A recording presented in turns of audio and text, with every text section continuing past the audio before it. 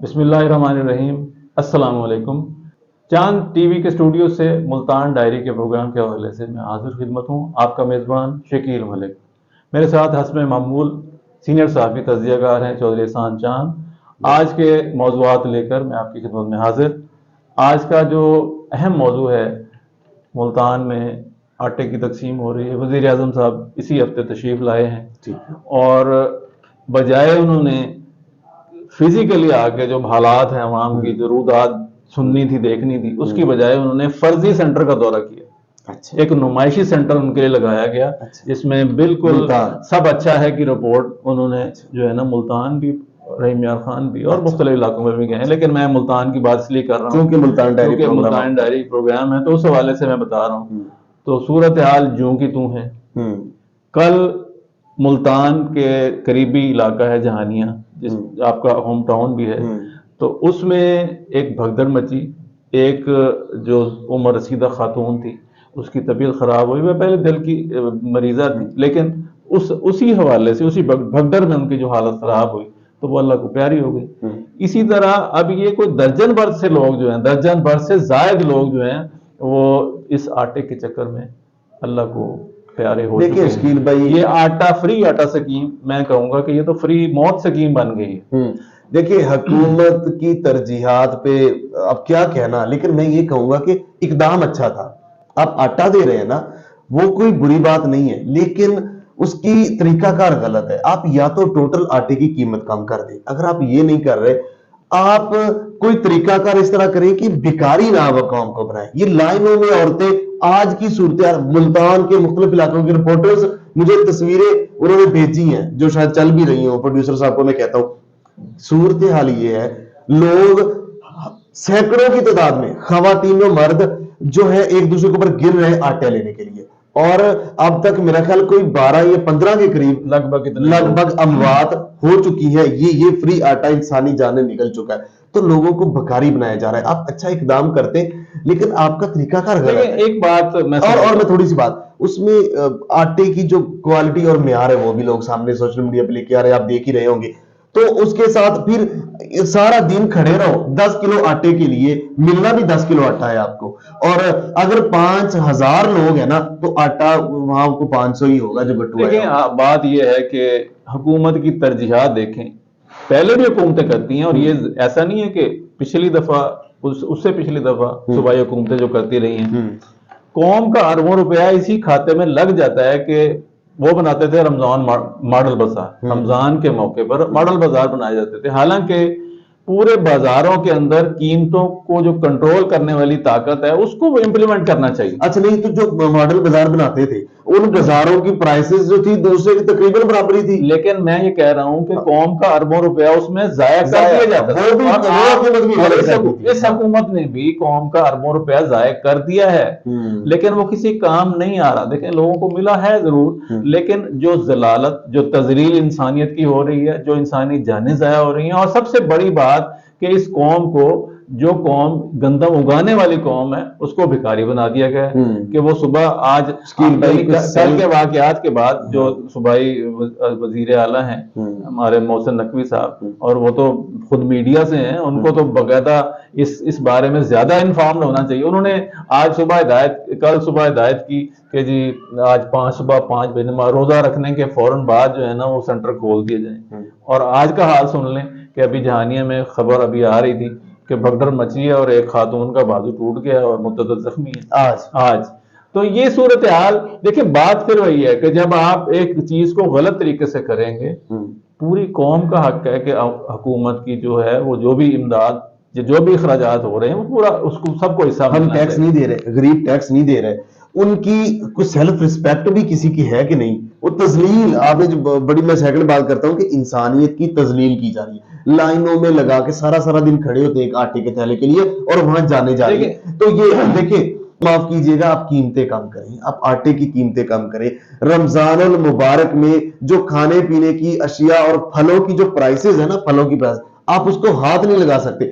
ہم نے خود، بلکہ بہت سارے لوگوں نے، میڈیا کے بھی، انہوں نے تحریک لانچ کی، ہم نے بھی خود کی کہ آپ جو ہے نا 10 رمضان المبارک تک پھلوں کا بائیکاٹ کریں. یہ پاکستان بھر میں کراچی میں بھی دوست مجھے بتا رہے تھے اس کا فائدہ ہوا. لوگوں نے یہ تحریک لانچ کی ہوئی ہے کہ پھلوں کا بائیکاٹ کریں. تو دوست پتہ کیا کہہ رہے ہیں کہ جو قیمتیں یہاں تک پہنچانے والے حالات کرنے والے آپ ان کا بائیکاٹ کریں, آپ ان نمائندوں کا بائیکاٹ کریں, ان سیاستدانوں کا بائیکاٹ کریں. دیکھیں چاند بھائی, بات صرف اتنی ہے, یہ ہم تو خوش ہیں کہ بائیکاٹ کامیاب ہو گیا ہے, لوگوں کی بائنگ پاور ختم ہو چکی ہے, لوگوں کی اصل بات یہ ہے کہ قوت خرید ختم ہو چکی ہے. اور اس دفعہ جو ظلم ہوا ہے, میں مختلف لوگوں سے ملتا رہتا ہوں کہ جو رمضان المبارک کے دوران جو مخیر حضرات ہیں وہ لوگوں کو باکس بنا کے, راشن کا ایک باکس بنا کے, تاکہ رمضان کی جو ایک مہینہ ہے پرسکون اور سیلف رسپیکٹ ہے ان کی, اس طریقے سے لوگوں کے گھروں میں وہ راشن کا بیگ دیتے تھے. تو وہ راشن کا جو بیگ عام طور پر 10,000 کاسٹ کرتا تھا, اب وہ 15 سے 18,000 روپے تک چلا گیا ہوا ہے. تو اتنی قیمتیں بڑھنے سے ڈیفینیٹلی ظاہر ہے ان لوگوں نے,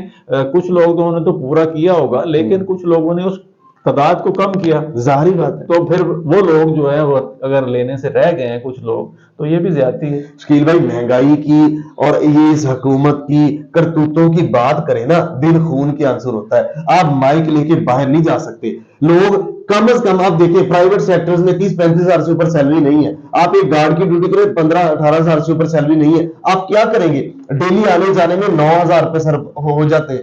160 روپے ایک آنے سے, 160 اگر پیٹرول پہ آئے, 9,000 روپے ایک مزدور لگا کے, باقی اس کے بعد 7-8 ہزار بچ گئے. وہ بجلی کا بل دے گا, وہ کھانے پینے کی اشیاء, وہ اسکول کی فیسیں, وہ گھر کا جو رینٹ دے گا, وہ کیا کرے؟ کچھ بھی نہیں. 30,000 میں بھی کہتے ہیں کہ 10 دن بھی نہیں نکلتے. لوگ خود کشیوں پہ مجبور ہیں. ان کو تو محلات کی جو اپنے بیٹھ کے اور وہ وہاں حکم چلانے کے بادشاہ بننے کے علاوہ کچھ نہیں ہے. لیکن پاکستانی قوم, کیونکہ ان کو نہیں پتا, یہ جو 100 میں سے جو 3% ہے نا, یہ 1% میں کہوں گا, یہ جو مافیاز ہر حوالے سے ہمارے اوپر بیٹھے ہوئے, ان کو پرواہ نہیں ہے. آپ جا کے ہوٹلز میں دیکھیں, انہی کی گاڑیاں وہاں افطاری ہوٹلز میں, آپ اس کی بات کر رہے ہیں نا کہ اس کو بائیکاٹ کریں, یہ ہوٹلز میں جا کے وہاں افطاریاں کر رہے ہوتے ہیں, وہاں ان کے لنچ ابھی بھی چل رہے ہیں. اور غریب جو 99% پاکستان کی عام قوم ہے, وہ چکی مہنگائی میں ایسی پسی ہوئی ہے. جینون بات ہے, اگر ہمارے نبی حضرت محمد صلی اللہ علیہ وسلم کی دعا نہ ہوتی نا, ان کے چہرے بھی بدل چکے ہوتے. اور پاکستان کا نظام اگر ہم بولیں گے نہیں نا,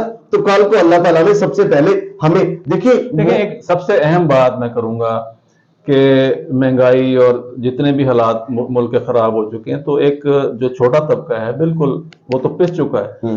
اس وقت میں اس طبقے کی بات کروں گا جو درمیانہ طبقہ ہے, جو بالکل اس وقت ان کی قوت خرید کم ہو چکی ہے اور وہ کسی کو کہنے کے قابل بھی نہیں ہے.